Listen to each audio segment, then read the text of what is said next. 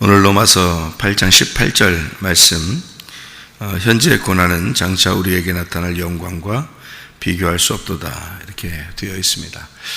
이 말씀은 밑에 쭉 이어져 내려오는 그런 말씀하고 같이 보면 충분히 이해가 되는 그런 말씀이에요. 그러니까 피조물들이 고대하는 바는 하나님의 아들들이 나타나는 것이다, 이렇게 이야기했고, 그리고 그 밑에 보면 22절에 피조물이 다 이제까지 함께 탄식하며 함께 고통을 겪고 있는 것을 우리가 안다, 이렇게 되어 있어요.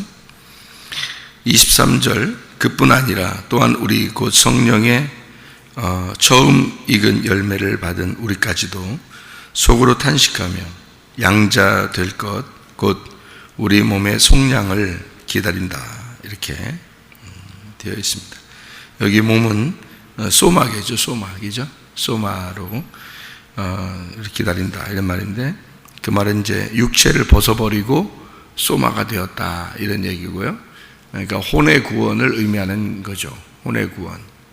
그래서 몸의 구원을 이제 기다린다, 이렇게 됐고요. 24절의 말씀에 보면 우리가 소망으로 구원 얻었다 그랬어요. 원래는 우리가 뭘로 구원받죠? 믿음으로 구원받거든요. 근데 믿음으로 구원받는데 여기서는 소망으로 구원을 받는다, 이렇게 이야기를 했잖아요. 그러니까 믿음과 소망이 어떻다는 거예요?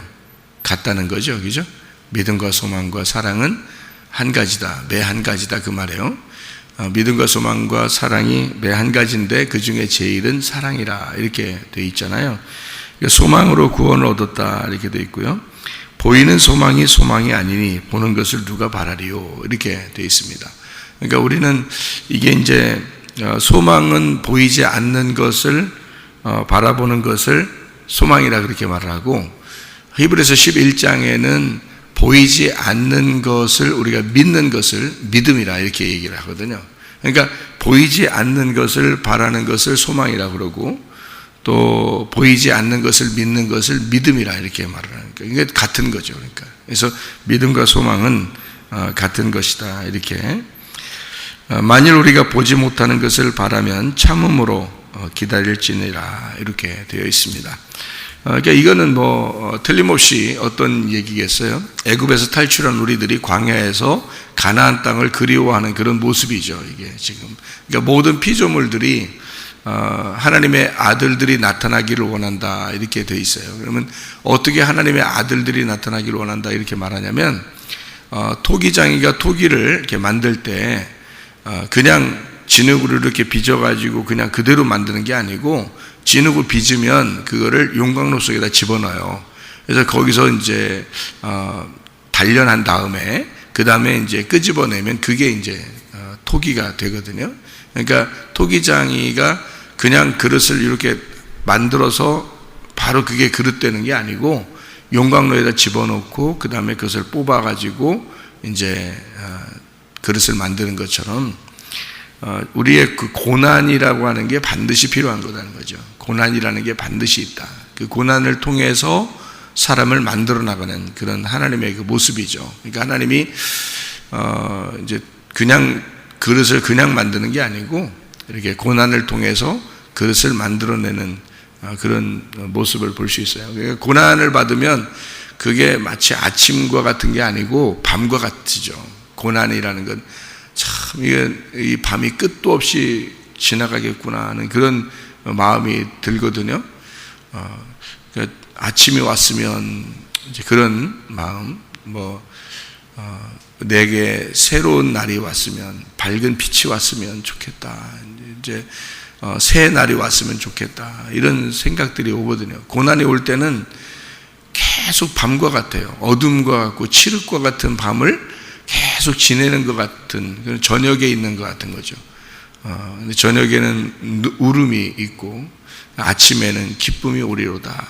이것처럼 고난과 그 고통이라고 하는 게 우리에게 그러면 성경에서는 필요 없는 것이냐? 필요하다는 거죠. 끊임없이 그 고통이라는 것은 필요하다. 왜? 아침이 올 거니까.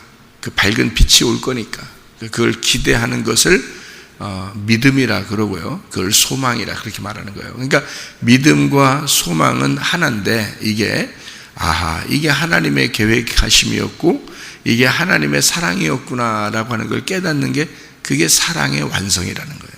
그래서 믿음과 소망 그리고 사랑이 완성이다 이렇게 말하는 것이 그래서 그런 거예요. 그게 하나님의 계획을 깨닫는 거예요. 우리는 고난이 없을 수는 없어요. 다 고난도 있고 고통도 있고 슬픔도 있고 괴로움도 있는데 어느 날 아침이 우리에게 올 거다라는 것을 기대하고 사는 거죠.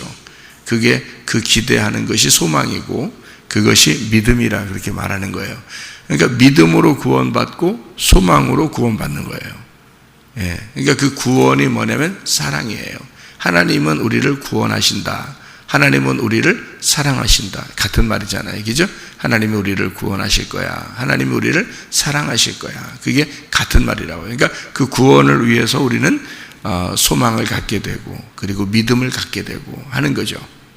그러니까 그 사랑을 받기 위해서 믿음과 소망이 전제가 되면 사랑이 온다. 그래서 우리의 고난이 오게 되면 그러면 하나님의 구원이 임할 것이다. 이런 얘기가 되는 거거든요. 하나님이 우리를 구원하시는 것은 그냥 막 구원하는 게 아니고 그 고통 속에 용광로 속에 집어넣은 그릇이 들어갈 때는 나를 왜 주인이 나를 왜 이런 데다 집어넣을까 하고서 막 고민을 한단 말이에요. 그런 고민을 하는데 그 현재의 고난은 뭐를 만들어내기 위해서요? 장차 예쁜 그릇을 만들어내기 위해서 주인이 그 용광로에다 집어넣는 거거든요. 그게 현재의 고난이거든요. 우리에게 고난이, 저는 고난 없었겠어요? 고난 엄청 많았어요. 고난 엄청 많았어요. 저희 어머니도 고난 굉장히 많이 당했습니다. 저희 아버님도 고난을 많이 당했어요. 저희 아버님도 병이 있었는데 하나님이 이제 어머니를 만나게 돼서 하나님이 이제 주의 종을 만들고 그렇게 주의 종을 그냥 갑자기 만든 게 아니고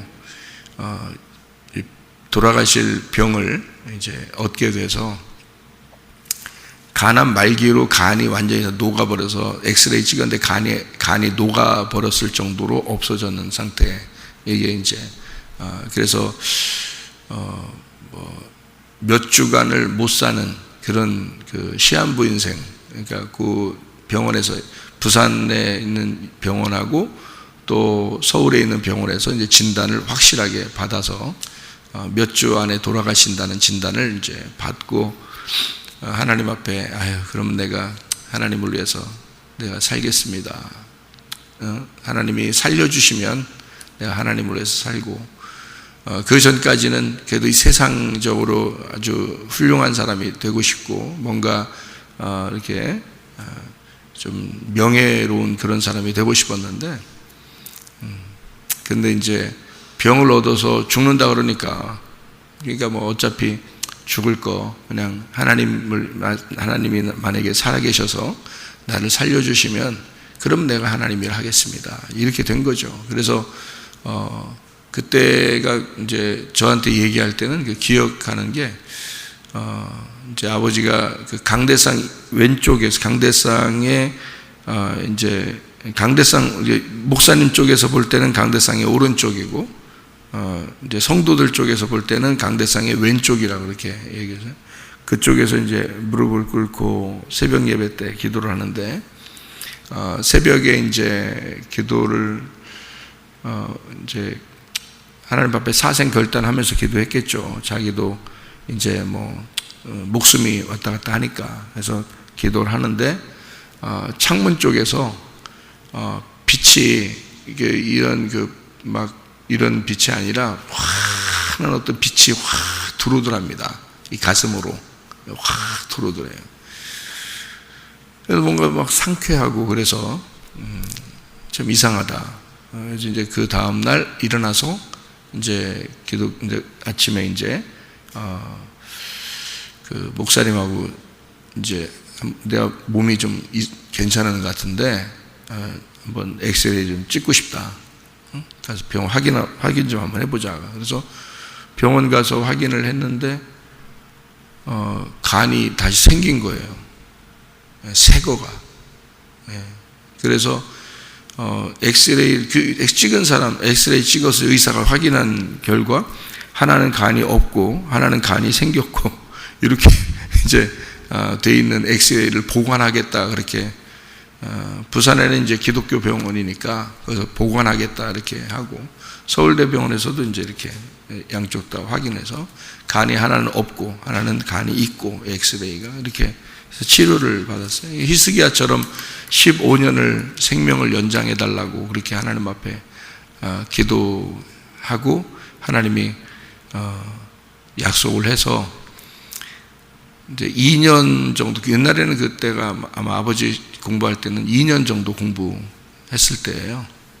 요즘에는 뭐 다 4년을 공부하는데 그때는 2년을 공부하고 했을 때인데 그 2년을 이제 신학 공부를 하고 그리고서 15년 동안 목회 활동을 이제 하시다가 새벽 예배 때쯤 그러니까 새벽 예배 때쯤 이렇게 응답을 받았는데 새벽 예배 때쯤 돌아가셨죠. 강대상에서. 딱 그 시간에. 그리고 그 날짜도 그때가 수박 참외 날때라 그랬거든요. 저한테. 그런데 그때가 6월 3일이죠. 6월 3일 날 새벽 4시 반에 돌아가셨어요. 강대상에서. 그렇게 정확하게 하나님이 하나님의 이제 사명을 감당하게 하고 그리고서 이제 돌아가시게 됐죠. 저한테는 뭐 굉장히 슬픈 일이지만 또 아버지의 입장에서는 뭐 돌아가시기 전에 자주 그런 말씀을 하셔요. 저한테. 제가 목사가 되겠다고 항상 아버지를 따라다니니까 그러니까 이제 가끔 얘기를 하셔요. 아버지가 나는 시간이 거의 다 되고 하나님 부르시면 가야 되는데 아마 너의 때쯤 돼서 종말이 오지 않겠냐 이런 그런 생각이 든다. 이런 얘기들을 가끔 하셨어요. 저한테. 너의 때쯤 돼서 그러니까 자기 때는 종말이 오는 건 아니고 너의 때쯤 돼서 종말이 아마 오지 않겠나 그 정도로 그 주님께서도 오시는 날이 가까웠다. 그리고 본인도 주님이 부르실 날이 가까이 왔다. 이제 그런 얘기를 가끔 하셨습니다. 그렇게 하나님은 그 고난이 없었다면 아버지가 목회를 안 했을 거예요. 원래 그 연세대학교 정치외교과 하시고 전체 회장 하시고 그랬었거든요. 그리고 이제 그때 당시에 정치인들이 아버지를 불러서 그 학교 다닐 때부터 그 정치를 하셨던 그런 분이에요. 그리고 이제 그 정권이 바뀌면서 시대가 바뀌었죠. 그래서 이제 학교를 옮기게 됐어요. 중앙대학교로. 그래서 졸업은 중앙대학교에서 졸업을 하셨습니다. 그리고서 이제 정치하시는 분들이 늘 좀 아깝다, 이 청년이. 그래서 시골에서 이제 기다리라고 정권이 바뀌었으니까 우리가 정권이 이제 다시 회복이 될 때 그때 너를 부르겠다 해서 기다리고 있는데 기다리면서 어머니랑 같이 이제 만나서 뭐 과일도 농사 짓고 이렇게 하던 그런 중에 병을 얻은 거죠. 병을 얻어서 그게 이제 처음에는 잘 몰랐지만 어머니는 원래 결혼 안 하시려고 했던 분인데 그래서 영원히 결혼 안 하고 혼자 주의 일만 하시려고 했던 그런 어머니거든요. 그런데 어머니 또래의 모든 어머니랑 같이 공부했던 그런 분들은 지금 다 기도원 원장 하시고 뭐 그런 분들이에요. 그러니까 어머니도 그렇게 사시려고 하나님 앞에 헌신하고 어릴 때부터 그렇게 준비해서 신학을 공부하신 분이거든요. 그런데 자기는 혼자 살려고 그러는데 아버지가 막 자기 부하들을 시켜가지고 데려온 거예요. 아버지가 워낙 이게 정치적인 활동하고 이제 뭐 부하들도 있고 그러니까 이 부하들 시켜가지고 어머니를 그냥 그 친구 결혼식장에서 이렇게 딱 보고서 저 데려와라. 이렇게 해서 이제 데려왔는데 어머니는 원래 결혼 안 하시려고 했는데 잡힌 거죠. 걸린 거지. 그래서 이제 할 수 없이 결혼을 하게 된 거예요. 그러니까 어머니가 이제 마음의 소원이 아버지를 만나고 고생을 하신 거죠. 그냥 가만히 뒀으면 그냥 혼자 주의 일하면서 편하게 살 수 있었을지도 몰라요, 어머니도. 근데 아버지를 만나고 나서 이제 뭐 고생 하시는 거죠. 그러니까 아버지가 이제 또 병이 나니까 더 고생하시고요, 어머니가. 그렇게 해서 그런 이제 어머니의 기도는 내가 결혼 안 하려고 했는데 결혼하게 됐으니 그럼 내 남편을 주의 종을 만들어 주십시오라는 게 기도 제목이었던 거예요. 그러니 하나님이 그거 기도를 접수해야 돼, 안 해야 돼? 접수해야 되죠. 그래서 접수하자마자 그냥 뭐 병이 나서 돌아가신다고 딱 하니까 자기도 어떻게 꼼짝 못하죠. 그래서 아버지가 이제 기도하게 되고 이제 밝은 빛이 가슴으로 임하면서 이제 간이 다시 소생하는 그런 이제 체험을 하게 됐어요. 저 아버님이. 그래서 목회를 하신 거예요. 저희 아버님이 목회를 하시고 나니까 저희들은 이제 다 기독교 집안에서 자라게 되는 거죠. 또 이제 어머님이 시아버지, 시어머니 다 예수 믿게 하고, 그러니까 할아버지, 할머니 그 원래 조상적부터 내려오던 신앙인들이 아니잖아요, 우리나라가. 그러니까 할아버지, 할머니가 예수 믿고 돌아가시고, 그리고 아버지 목회하시고 돌아가시고, 그리고 이제 저희들이 목회하고 형님도 목회하고 매형도 목회하고 다 목사 지방이 된 거예요. 그래서 이제 우리 아들이 또 자기는 목사하겠다 또 그렇게 얘기하니까 이게 몇 대를 걸쳐 내려오는 거예요. 이게 하나님이 어머니 한 사람을 통해서 집안에 내려오던 모든 땅의 운명을 끊어버린 겁니다. 땅의 운명을 끊어버리고 새로운 하늘의 운명으로 갈아타게 된 거예요. 집안에 그런 한 사람들이 있어요. 한 사람. 그걸 이제 아브라함, 믿음의 조상 아브라함과 같다 이렇게 말하는 거죠. 저희 집안에서는 이제 어머니가 믿음의 조상 아브라함과 같은 거예요. 믿음의 뿌리가 된 거죠. 혼자 우리 그 시댁에는 전혀 그런 게 없었는데, 신앙 이런 게 없었는데 어머니가 한 사람이 우리 집안에 들어옴으로써 집안을 완전히 바꿔버린 거죠. 땅에서 하늘로 확 바꿔버린 거예요. 그러니까 사람이 빛이 들어오니까 어둠이 확 바뀌어버리는 건 똑같았습니다. 그렇게 되는 거예요. 그러니까 여러분도 믿음의 조상들이 되셔야 돼. 여러분이 아브라함만 믿음의 조상이 아니에요. 여러분이 믿음의 조상이 돼서 자기가 홀로 하나님의 말씀하시는 대로 따라가서 고난스럽지만 그 길을 걸어가는 거예요. 그러면은 여러분을 통해서 믿음이 시작되면 그것이 여러분의 자녀때에서, 그리고 그 자녀때에서 열매를 거두게 되는 것입니다. 하나님이 이제 그 뿌리를 밑으로 내려가게 해서요, 하나님의 그 운명을 가진 자들, 그러니까 하늘의 운명을 타고 가는 자들의 집안을 만드는 거예요. 바꿔버리는 거예요, 완전히. 우리 어머니 한 사람을 통해서 완전히 싹 바꿔. 그러니까 그렇게 그 고난이죠. 어머니 입장에서는 굉장히 고난입니다. 어머니는 뭐 유복한 집안의 딸로 살으셨거든요. 어릴 때부터. 종 부리고 사는 집안. 그러니까 그렇게 그냥 편안하게 살 수도 있었는데 고난을 그냥 뭐 남편 만나서 고난 자처하게 된 거고, 그 고통을 통해서 집안을 완전히 그냥 바꿔버리는 그런 역사가 일어나게 된 거죠. 그러니까 하나님은 그냥 우리가 그냥 현재 고난은 장차 우리에게 다가올 그 소망, 장차 우리에게 다가올 그 영광과 비교할 수가 없는 거죠. 지금 고난을 받고 있으나 이것이 내가 애매히 고난을 받는 것이냐, 아니면 어떤 목적을 가지고 하나님께서 우리에게 고난을 주는 것이냐 이거죠. 쓸데없이 자기가 잘못해서 고난받고 이러지 말고 하나님이 우리를 목적하에 하나님께서 내가 이 집안을 써야 되겠다. 내가 너를 써야 되겠다. 너를 믿음의 뿌리를 만들어야 되겠다. 그래서 너를 통해서 운명을 바꿔야 되겠다.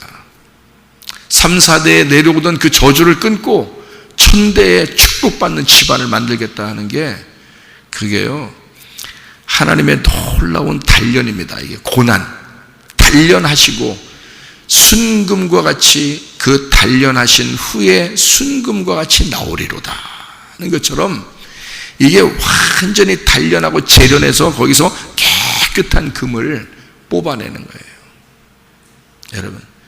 여러분이 그 일을, 그 고난을 장차 그 영광과 비교할 수 있겠냐고요. 비교할 수 없다고요.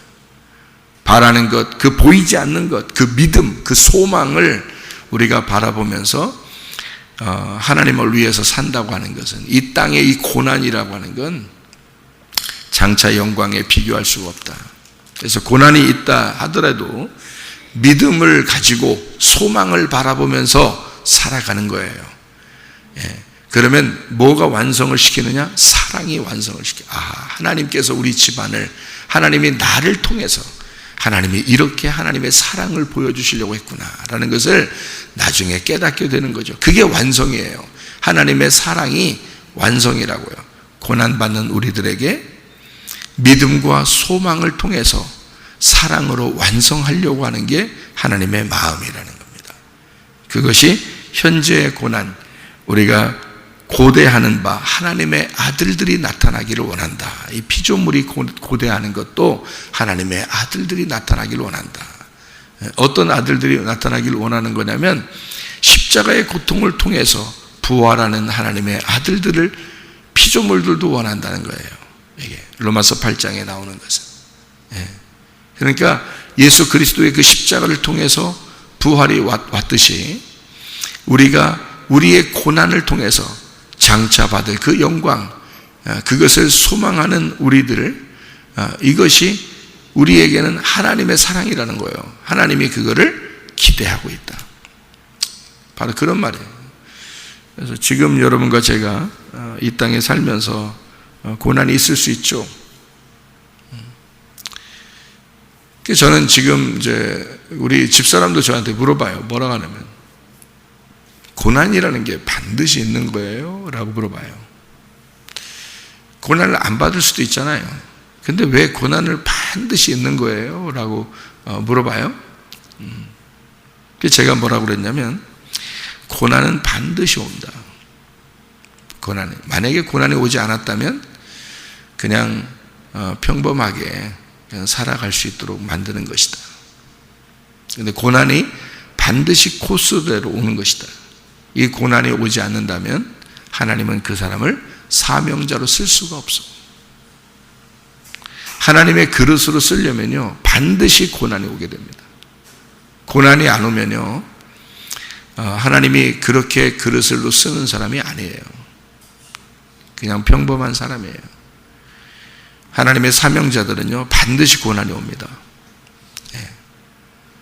그래서 그 고통이 온다는 것은 제가 알기로는 그릇을 하나님이 빚어서 용광로 속에다 집어넣는 작업이에요.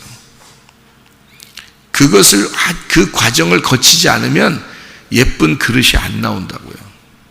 예쁜 그릇은 그냥 나오는 게 아니에요. 순금이라는 깨끗한 금은요, 그냥 나오는 게 아닙니다. 용광로 속에 집어넣었다가 빼야 돼요. 그래야 나오는 거예요. 반드시 과정이 필요한 거예요. 그래서 저도 제가 이제 지나고 났잖아요. 인생을 이제 지나고 났잖아요. 저한테 앞으로 어떤 큰 고난이 올 것이다 라고 저는 기대하지 않습니다. 왜? 제가 그 전에 그 고난을 받을 때 있잖아요. 그 고난을 통해서 하나님께서 말씀을 깨닫게 하신 거예요.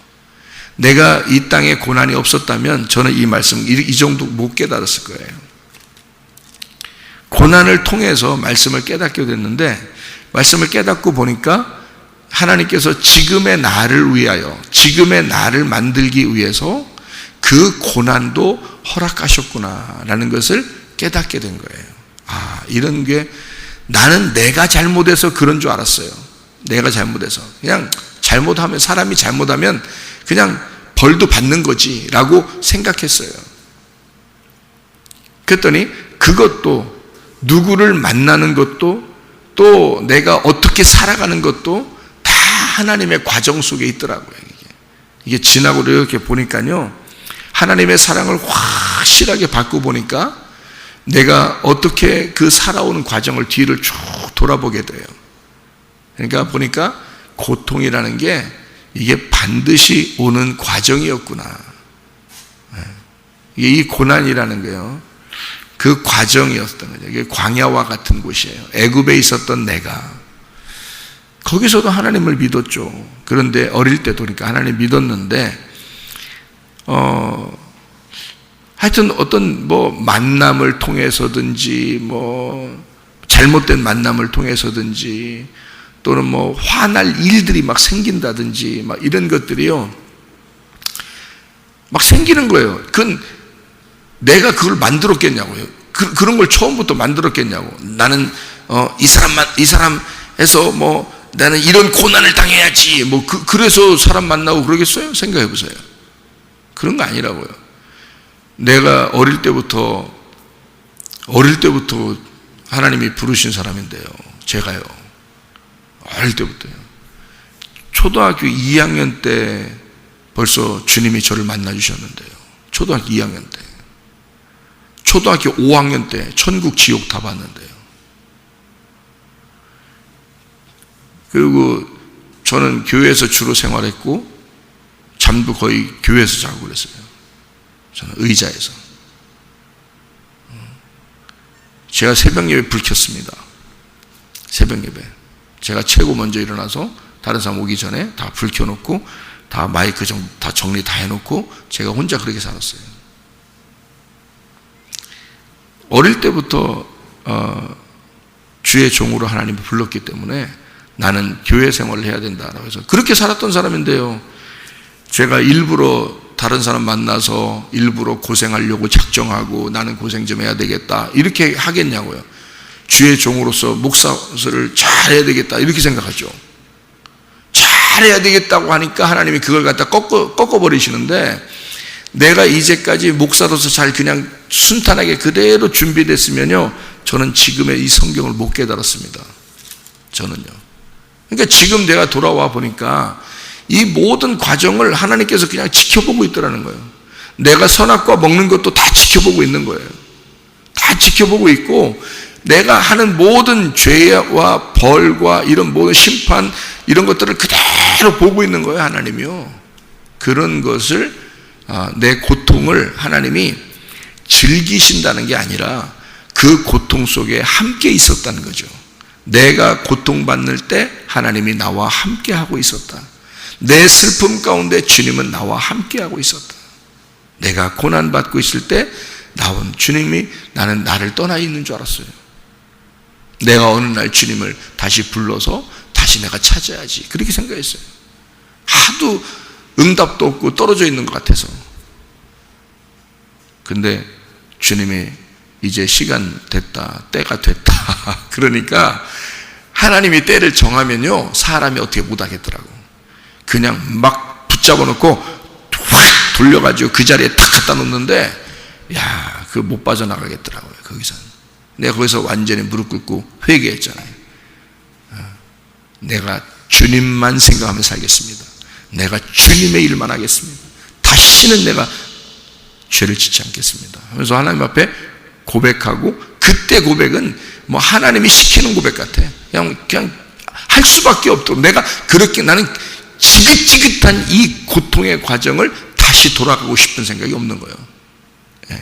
그런 마음이 확 들어와요. 그러면서 하나님이 말씀을 깨닫게 해주시겠다고 하고 말씀이 깨달아지기 시작하는데 와, 놀랍더라고요. 그러니까 너무 좋으니까, 말씀이 천국이고 이게 너무 좋으니까 이 세상에 이런 고통과 고난은요 장차 올 이 영광과 비교할 게 안 되는 거야. 이게 지나고 보니까 이런 거였구나 라고 알게 되겠더라고요.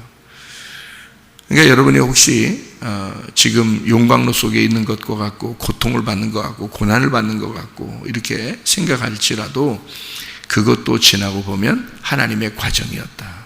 반드시 하나님께서는 여러분 사명을 주시려고 하는 사람들은요 고난 속에 일부러라도 집어넣습니다. 그 고난을 통해서 반드시 하나님은 자기가 원하는 그릇으로 만들기 때문에 그래요. 어릴 때 나를 부르신 하나님이 그대로 자라나도록 두고 있다가 열심히 율법적으로 자라나고 두고 있다가 목사 아들로서 자라나고 있다가 그 다음에 영광 속에 집어넣을 때는 사정없이 나를 막 문질러 버리는 거죠. 그냥 완전히 그냥 버려진 것처럼 그렇게 행동하도록 그렇게 살아가도록 또 그렇게 살아가는 걸 주님이 지켜보시고 그렇게 고통을 받도록 얼마나 괴로웠겠어요. 제가 어릴 때부터 준비된 사람이었었는데 목사로서. 근데 내가 타락하고 내가 죄를 짓고 이렇게 살아갈 때 얼마나 마음이 고통스러웠겠냐고요. 사는 게 사는 것 같잖아요. 그러니까 병이 나서 죽는 병이 딱 걸리니까 죽고 싶더라니까 진짜 죽고 싶더라고. 그냥 더 살고 싶은 생각이 없더라고. 근데 하나님이 다시 돌려놔요. 돌려놓고 살리고 아니 주님이 또 살리는데 어떻게 해? 살아야지. 살고 하다가 하나님이 이젠 때가 됐다. 그러니까 거기다가 회개 자리에다 탁 집어넣으니까 그냥 회개하게 되고 다시 하나님이 원상복귀하는데 그때는 마치 죽음에서 부활한 것 같은 죽음에서 살아난 것 같은 그런 그 주님과의 만남 그 사명을 깨닫게 된 거죠. 그렇게 주시더라고요. 그러니까 이게 다 일련의 그 어떤 과정이더라는 거예요. 이런 과정들 꼭 필요하더라. 그래서 사명자들은 이런 고통의 과정들이 꼭 필요하겠구나라는 것을 나중에 이제 깨닫게 된 거죠. 주님의 사랑을 받으면서 깨닫게 된 거예요. 그러면 하나님이요, 주님을 이제 주님의 사명 감당하면서 주의 일을 하면 그 사명을 감당할 때까지 하나님이 책임지시는 거예요. 그 사람을.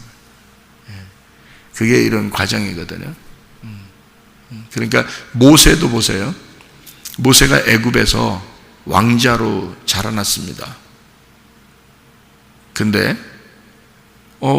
무슨 살인 사건이 벌어졌어요. 그 모세가 도망치게 됐습니다. 근데 성경에서는 히브리서 11장에는 뭐라고 기록하냐면 모세가 애굽의 모든 영광을 버리고 떠났다 이렇게 말했습니다. 하나님은 그렇게 취급하는 거예요. 모세를. 모세는 사실 살인사건에 연루되기 싫어서 도망간 거거든요. 근데 도망갔는데 세상에 하루 이틀 사는 게 아니야. 40년을 애굽의 왕자가 광야에서 40년이 지난 거예요. 40년 동안 그게 사는 거겠냐고. 자기가 왕자로서 자라난 그 생활이 있을 거 아니에요. 자기 생활이. 그런데 40년을 광야에서 떨어져서 살고 있는데요, 홀로 얼마나 외롭고 힘들었겠냐고. 주눅 들어가지고 힘없고 이렇게 살아가는 모세를, 40년 동안 있는 모세를요, 하나님이 어느 날 산에 보니까 갑자기 불덩어리가 막 있는 것 같아. 나무에 불 붙은 것 같아. 저게 뭐지? 하고서 올라갔는데 그게 하나님이 부르시는 시간이었어. 하나님이 부르시는 날이야, 그 날이. 하나님이 때가 되면 반드시 부르시더라고요. 때가 되니까. 그거는 우리가 정하는 때가 아니더라고요. 우리가 정하는 때가 아니야. 모세가 그날 부를 거라는 거 모세가 알았겠어요? 몰랐어요. 그냥 자기는 하루하루 그냥 지난 거야. 이렇게 살다 가는 거지 하면서 주눅 들어서 살아가고 있는데 하나님이 계산하고 있었던 거야. 40년이 지났다. 이제 내가 너를 불러서 40년을 너를 써먹어야 되겠다. 그래서 애굽에서 40년, 광야에서 40년, 그 40년을 누가 계산하고 있었겠냐고. 모세가 계산 안 하고 있었다고. 그런데 그 40년이 지난 걸 하나님은 아신 거야. 하나님만 딱 아신 거야. 이제 40년이 지났다. 너 애굽에서 40년, 여기서 40년, 40년 지난 날이 오늘이야. 오늘이야. 자, 내가 불 붙이고 이제 널 부른다. 불 붙이고서 딱 기다리고 있는 거예요. 모세가 저 뭐야 하고서 쳐다보러 오는 거죠. 할 일 있습니까? 광야에서? 뭐 신기하게 불 하나 붙어 있는데 안 가겠어요? 여러분 같으면? 가보는 거죠. 가봤더니 하나님이 부르는 거예요. 네 발에 신을 벗어라. 여기는 거룩한 땅이다. 하나님이 다 그 과정을 만들었던 거예요. 모세가 하나님이 딱 불러서 그때 지팡이를 줘서 쓸 때는, 그때는 이 과정들이 하나님이 계획한 것이었구나라는 것을 알게 되는 거죠. 선악과를 먹을 때 그건 분명히 범죄죠. 자기가 먹은 거죠. 근데 그걸 먹지 않았으면 생명나무라는 걸 몰랐을 거란 말이에요. 그러니까 하나님은 선악과 먹는 아담과 하와를 그대로 보시는 거죠. 그대로 보시고 그것도 하나님의 계획이었다라는 걸 제가 알게 된 겁니다. 성경을 통해서. 이런 거구나. 이게 사람이 잘못한 것도 그 과정이 하나님께서는 자기가 우리와 함께하고 있었구나. 그러니까 하나님은 늘 우리 태어날 때부터 죽을 때까지 임마누엘 하고 계시는 거예요. 계속 임마누엘 하고 계셔요. 같이 있어요. 함께 있어요. 슬픔도 같이 있고 기쁨도 같이 있고 같이 있는 거예요. 그래서 그 고난을 통해 용광로 속에 집어넣었다가 다시 순금으로 빼내면서 깨끗한 모세를 만드는 거예요. 깨끗한 최사무엘을 만드는 거고 깨끗한 사도 바울을 만드는 겁니다. 그 전의 삶에서 고통받는 곳으로 집어넣었다가 다시 주님을 만날 때는요, 그게 깨끗한 순금으로 단련해서 만들더라는 거죠. 여러분도 마찬가지예요. 주님께서 여러분을 부르실 때는 여러분이 깨끗하게 단련된 순금으로 신부로서 깨끗한 세마포를 입은 주님의 신부로서 주님을 만나게 될 것입니다. 그게 이 땅의 천국이에요. 그게 말씀으로 만난 이 땅의 천국이라고요. 그거를 만들려고 하나님은 여러분을 교회로 오게 한 거고 그 말씀을 통해서 계속 여러분을 단련시키는 겁니다. 여러분은 보이지 않죠. 뭐가 뭔지 잘 모르겠죠. 보이지 않죠. 그 보이지 않는 것을 믿는 게 믿음이고 그게 소망이라는 거예요. 근데 나중에 지나고 보면 그 하나님의 사랑을 만나게 된다는 거지. 그러면 여러분도 이게 말씀이 이렇게 완성되는구나. 이게 말씀이요, 이렇게 다 이렇게 써 있어가지고 여기다 이렇게 딱 놓으면 이게 성경책이 하나 완성됐구나, 이런 게 아니에요. 이 말씀이 여러분 안에 들어와서 여러분을 말씀으로 만드는 거란 말이에요. 여러분을. 그게 말씀으로 만들어가는 거예요. 하나님이 말씀으로 만들어가서 요한계시록 19장에 나오는 하나님의 아들들을, 그 말씀들을 만드는 거예요. 그게 천국이라고요. 하나님이 말씀이시니까. 그걸 만들기 위해서는 반드시 용광로라는 단련하는 재련 장소에 들어갔다가 나오게 된다고요. 그게 우리가 깨끗한 그 그릇이, 깨끗한 순금이 그렇게 나오는 거라고요. 여러분, 고난을 너무 두려워하지 마세요. 그 하나님이 그 고난 가운데서도 하나님이 당신과 함께하고 계십니다. 기도하겠습니다.